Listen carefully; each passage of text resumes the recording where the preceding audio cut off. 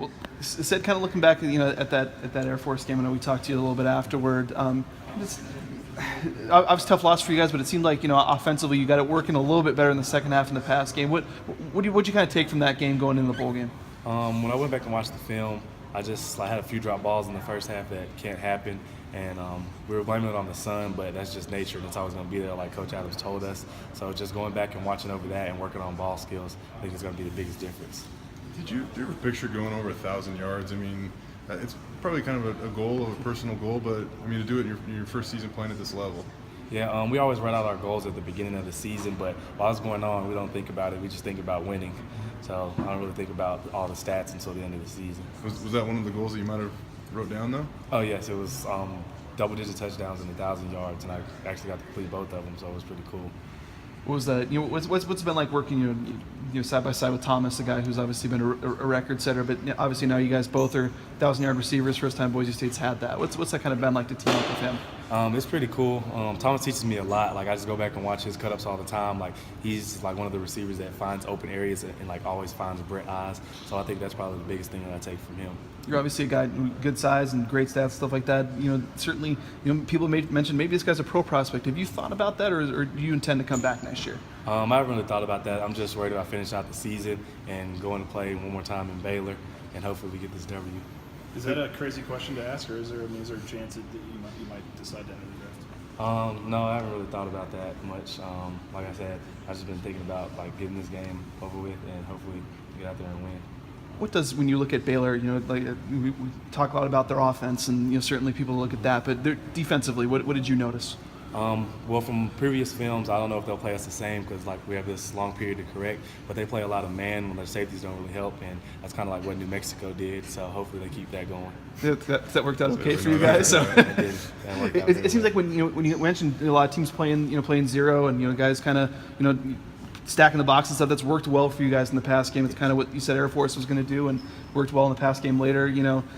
You mentioned it, maybe possibly exciting matchup for you guys. Yes. Well, like I said, most teams either they try to stop the run or try to stop the pass, and most teams get in trouble trying to stop both when we're doing it. So I think one of our aspects is going to start popping this game. How much do you feel like you've grown since the beginning of the season, and has it been something where you've gone from just trying to execute the plays to maybe actually like being able to work and grow as a wide receiver on certain things? Yeah, I think I've grown a lot more. Like at first I was just trying to catch the ball, get down, and now I'm just like trying to catch. Every time I catch it, I'm trying to score. But it's just like smarter decisions that I'm making out there, and when I know when to get down and when to keep going. How much has just Coach Adams helped you and your growth and where you're at right now? He's definitely helped me a lot, like body control and then run after catch. That's what he preaches most, and that's what we practice at practice. And then he also like catch everything, like frisbee catching dogs. That's what he uses. So that's what I've been working on most. Would you call was this regular season a success for Boise State, or was it a disappointment? Was it somewhere in between? How would you kind of assess it? Well, for me, like I said, this is probably one of the better seasons I've had. But obviously, like just reading stuff about it, like Bronco Nation wasn't very pleased in the beginning. So I think we definitely want to come out stronger. What's it like to learn those expectations, I guess? I mean, you're first-year player in this program and coming as a junior. So what's it like to kind of learn and understand the expectations? It feels pretty good to know that like the city's always behind our back, but they're going to let us know the standard, and all the players that's coming in are going to know the standard too. Does that, you mentioned that you still have another game left. How much is that kind of a driving factor for this team that you want to end it on the right note, and especially since your last game was a loss? Yeah, it's definitely a big drive for us. We get to go all the way to Phoenix. We get this long practice period, and like we take it on each other in practice. So I think we're definitely ready to unleash it on someone else. When you heard, what was the first thing you thought of when you heard you guys were playing Baylor?